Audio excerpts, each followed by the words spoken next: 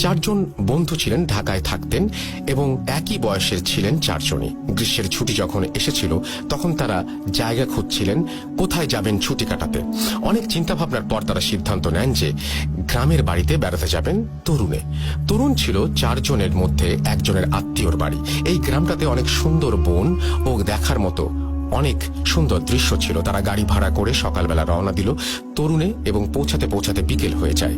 ওখানে পৌঁছানোর পর গ্রামের মসজিদে নামাজ পড়ে তারা বিশ্রাম নেয়।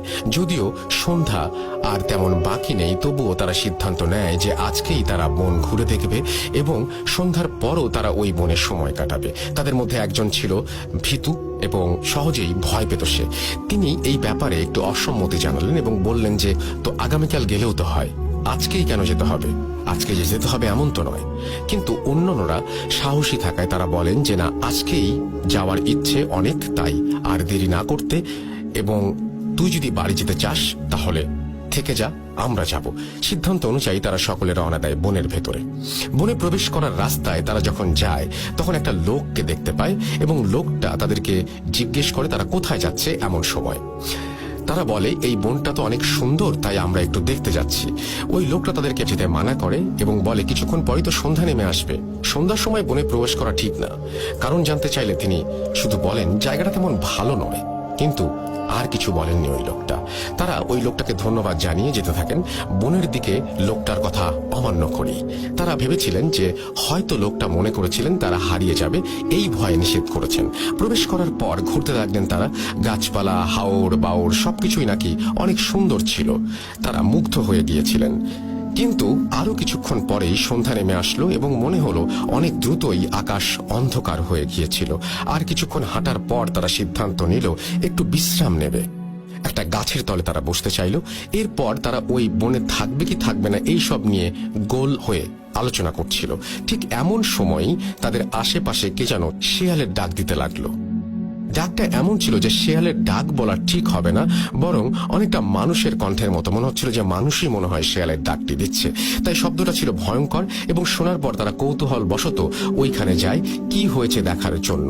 এবং কিছু না পাওয়ার পর তারা আরেকটা শব্দ শোনে, একই রকম কিন্তু এইবার অপর দিক থেকে আসছে। তখন তারা ওই দিকে যেতে চায়, কিন্তু তাদের মধ্যে সবচেয়ে বেশি যে ভয় পায় সে একটু দূরে দাঁড়িয়ে একটা কুড়ালের শব্দ শোনে, যিনি কুড়াল দিয়ে খুব দ্রুতভাবে অনেকগুলো গাছে আঘাত করছিলেন।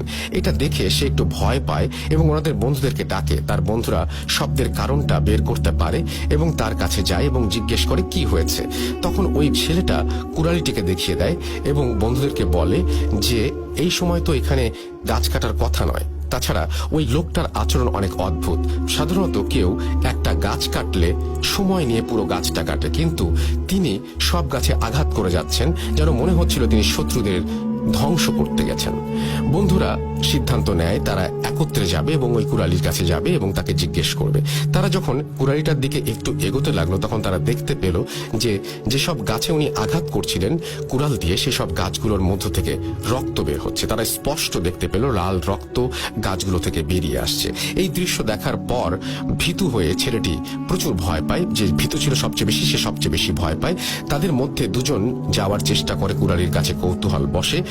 তারা যখনই যায় গিয়ে দেখতে পায় যে কুড়ালিটি আর সেখানে নেই, কোথায় যেন উধাও হয়ে গেছে। তারা তখন খোঁজাখুঁজি বন্ধ করে এবং সব বন্ধুরা একত্রিত হয় এবং তখনই দেখে যে রহিম কুড়ালি অনেক দূরের জায়গায় একটি গাছে দাঁড়িয়ে আছে এবং যেন মনে হচ্ছে তাদের দিকে তাকিয়ে আছে। তারা এটা দেখে আরো বেশি ভয় পায়, কেননা রহিম সাহেব যেখানে আগে দাঁড়িয়েছিলেন সেখান থেকে অনেকটা দূরে দাঁড়িয়ে আছেন।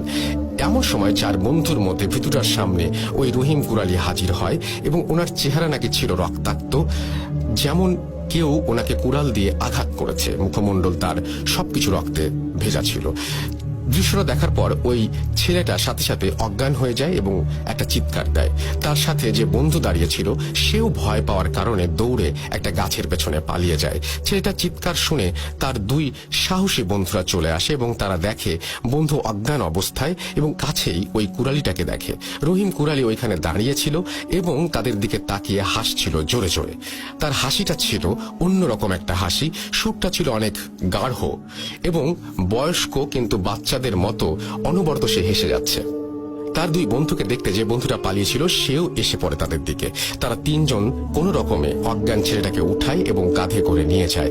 তারা হাঁটার চেষ্টা করে বন থেকে বেরিয়ে যাবার জন্য। হাঁটার সময় তারা জোরে জোরে দোয়া পড়তে থাকে এবং প্রার্থনা করতে থাকে যাতে ওই অশরীরী জন্তুটা চলে যায়। তারা যখনই দোয়া পড়তে শুরু করে তখনই নাকি অদ্ভুত হাসিটা থেমে যায়। তারা অনেকক্ষণ যাবৎ হাঁটার পর বন থেকে বের হতে পারে না। বারে বারে তারা পথ ভুল করে কোনো এক কারণে।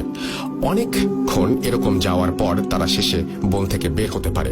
বের হওয়ার পর সাথে সাথে কাছের মসজিদে চলে যায় এবং সেখানে ইমাম সাহেব সহ আলো অনেক লোক জড়ো হলে তারা তাদেরকে সবটা খুলে বলে এবং প্রথম থেকে শেষ পর্যন্ত ঘটনা বলে। ঘটনা শুনে তেমন কেউ অবাক হন না এবং ইমাম সাহেব আমাদেরকে বললেন যে আমাদের ওই লোকটার কথা শোনা উচিত ছিল যিনি আমাদেরকে সন্ধ্যায় বনে প্রবেশ করতে মানা করেছিলেন। তারপর তিনি আমাদের এসব ঘটনা ঘটার কারণ জানালেন। তিনি বললেন যে অনেক দিন আগে এই এলাকায় একজন কুরালি বাস করতেন যার নাম ছিল রহিম। তিনি অনেক ভালো মানুষ ছিলেন। একদিন তিনি কাজ করছিলেন স্বাভাবিকভাবে মনের ভেতরে। এমন সময় দুজন লোক এসেছিল কোনো এক কারখানা থেকে ওনার কাছে এবং বলেছিল যে তাদের অনেক গাছ দরকার, যার মধ্যে দুটি গাছ ওই রহিম কুরালিরই ছিল। তারা বলল যে অনেক দরকার থাকায় তাদের গাছগুলো কেটে নিয়ে যেতে হবে। রহিম কুরালি এ ব্যাপারে অসম্মতি জানিয়েছিল, কেননা তিনি ওই সব গাছ বিক্রি করতে চাননি। অনেকক্ষণ এইরকম ভাবে কথা কাটাকাটির পর এক সময় ওই দুজন লোক রাগ করেছিল তার উপরে এবং তারা গোপনে সিদ্ধান্ত নিয়েছিল যে এই কুড়ালটিকে আর বাঁচতে দেয়া যাবে না।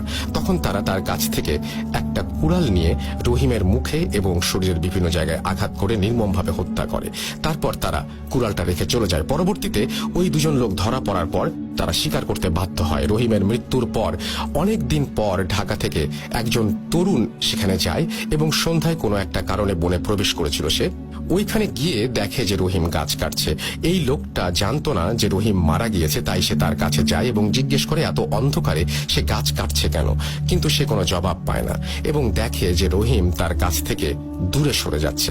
সেই আচরণ দেখে অবাক হয়, কেননা রহিম তার সাথে সবসময় ভালো ব্যবহার করত।